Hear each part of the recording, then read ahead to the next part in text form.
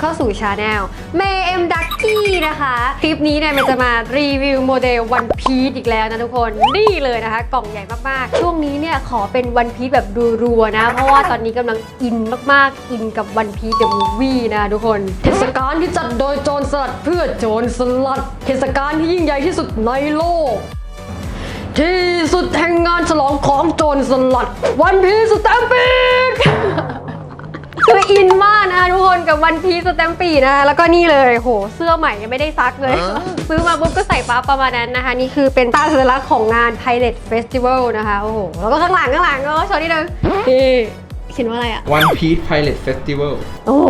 เท่มากทุกคนโอ้โหตอนนี้ดูไป2รอบแล้วนะคะก็คือทั้งซับไทยแล้วก็ภาคไทยแล้วก็วันนี้เนี่ยกำลังจะไปดูแบบ 4DX Buster Core โอ้โห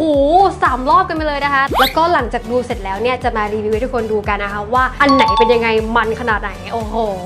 อินมากอะอินมากตอนนี้อินมากอยากพากมากตอนเนี้ย เอาเป็นว่าเรามาแกะกล่องดีกว่านะคะเป็นลูฟี่ตัวไหนวันนี้เนี่ยเมย์จะแกะกล่องไปพร้อมๆกันนะคะเพราะว่าตัวเมย์เองก็ไม่เคยเห็นมาก่อนเหมือนกันนะค่ายนี้เป็นค่าย UA นะคะก็คือ Unique Art อันนั้นโอ้โห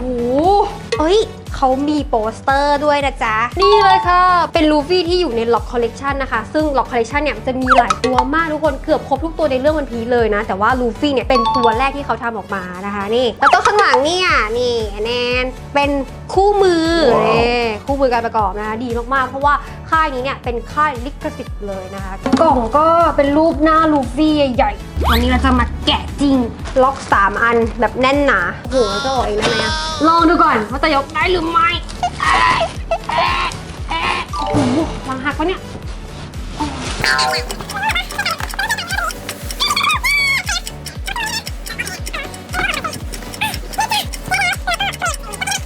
โอ้ยแกะกล่องก็โคตรหนักแล้ว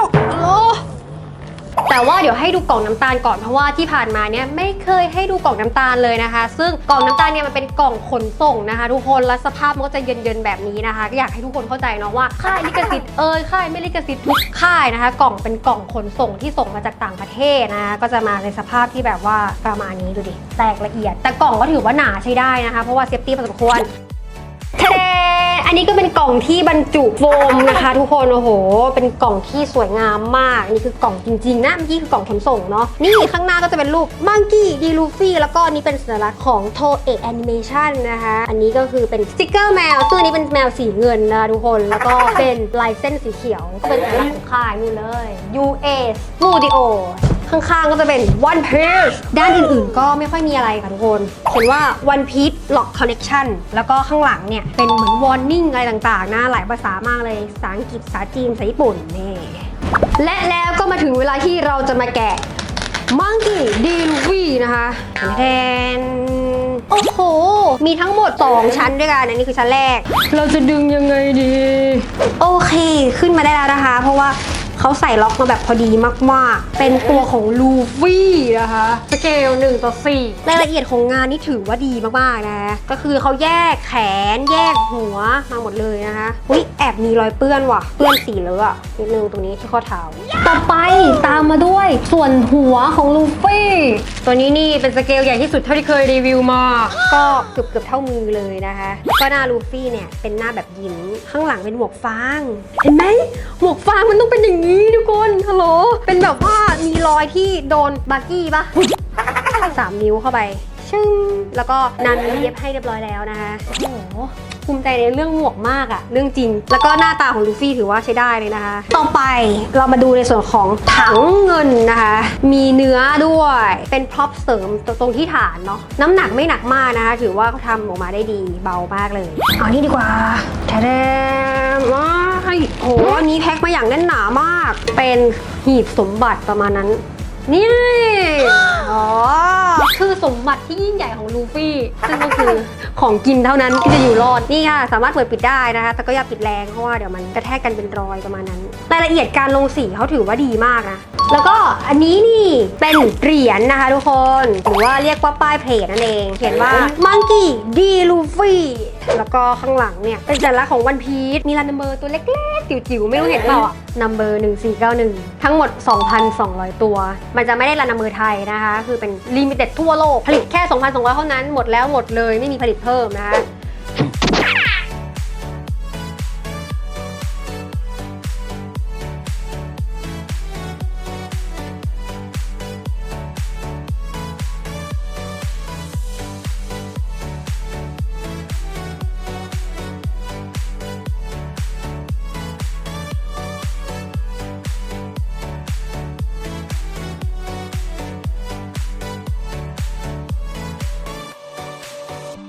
หมดเรียบร้อยแล้วนะคะตอนนี้ชั้น1ต่อไปเป็นชั้น2ทะดา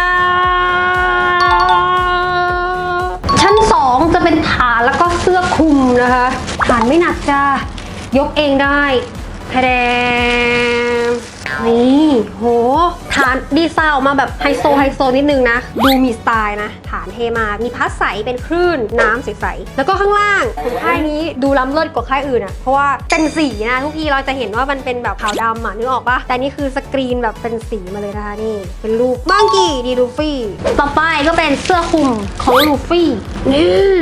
เสื้อคลุมแบบว่ายิ่งใหญ่อลังการมากนะจ๊ะแล้วก็ข้างหน้ามีโซ่คล้องคอไว้ด้วยนะแล้วก็มีกุญแจด้วยจ้าเหมือนแบบว่าเป็นชุดราชาโจรสลัดเลยนะอันนี้ชิ้นสุดท้ายก็คือดาบของราชาโจรสลัดโอ้โหเท่มากไม่กล้ากลัวแบบโชว์เพลงก็หมดเรียบร้อยแล้วนะคะอุปกรณ์มีเพียงเท่านี้ทุกคนไม่เยอะมากเอาเป็นว่าเดี๋ยวเราไปประกอบกันเลยดีกว่าค่ะ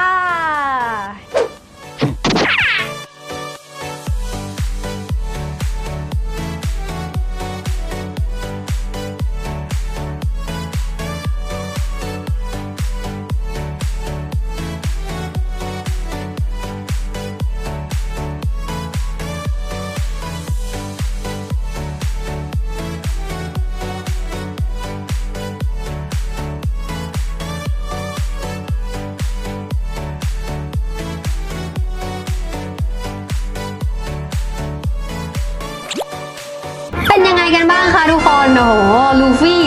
1:4นะคะถือว่าเป็นตัวที่ใหญ่โอเคนะเวลาตัวมันใหญ่ๆใช่ป่ะมองไกลๆมันก็จะเด่นแต่ถ้าเป็นตัวที่รีวิวผ่านๆมาจะเป็นแบบว่าเอฟเฟกต์เด่นชุดนี้เนี่ยเป็นชุดเหมือนกับออกแบบมาเหมือนคล้ายๆกับราชาโจรสลัดเลยนะทุกคน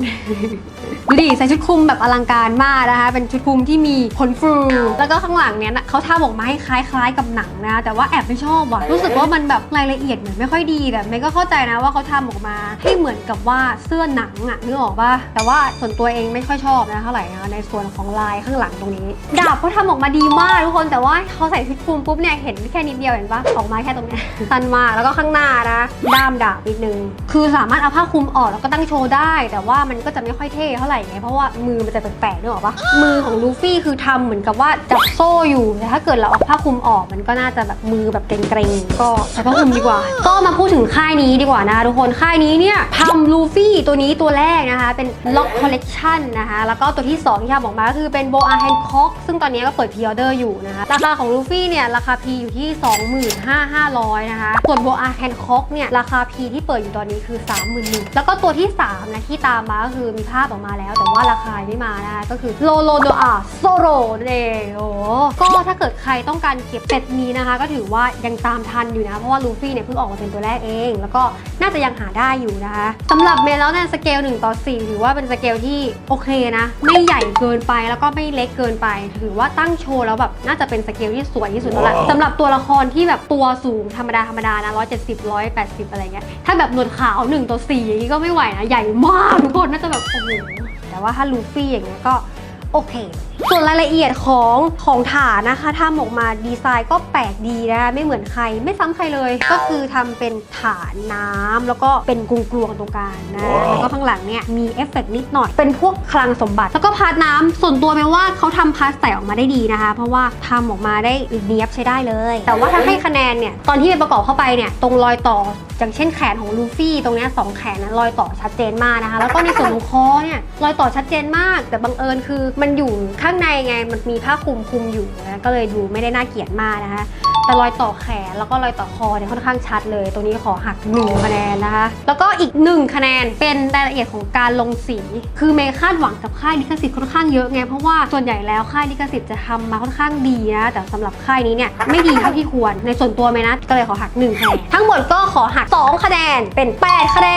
นนะคะส่วนตัวนี้ส่วนท่าโพสที่เขาออกแบบมานี่ถือว่าโอเคเลยนะคะดูโดยรวมแล้วเข้ากันได้ดีทั้งกายแล้วก็ทั้งตัวลูฟี่นะคะแล้วก็ทั้งผ้าคลุมอะไรอย่างเงี้ยดูสวยงามอลังการดีการทำหมวกของลูฟี่สวยงามมากก็สำหรับชุดนี้เนี่ยก็ให้คะแนนกันเสร็จเรียบร้อยแล้วนะคะแต่ว่าทุกคนเมย์อยากรู้ว่า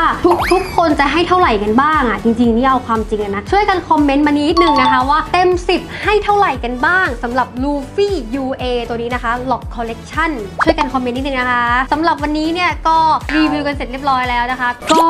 อย่าลืมไปดู One Piece Stampede นะคะนี่พูดจริงไม่มีใครจ้างนะเนี่ยควรจริงๆเพราะว่าเมย์ให้เลย10เต็ม10เลยนะสำหรับหนังเรื่อง One Piece Stampede มันมากทุกคนแต่ว่าเดี๋ยวจะมารีวิวแบบจัดเต็มในคลิปถัดไปแล้วกันนะคะสำหรับวันนี้ก็ต้องขอลาไปก่อนเจอกันใหม่ในคลิปหน้านะคะบ๊ายบายโจนสลัดอะไร อินมากอะอินมาก ไม่ต้องกดไลค์กดแชร์เลยเหรอ เอาไม่เอาเมื่อกี้พูดไปแล้ว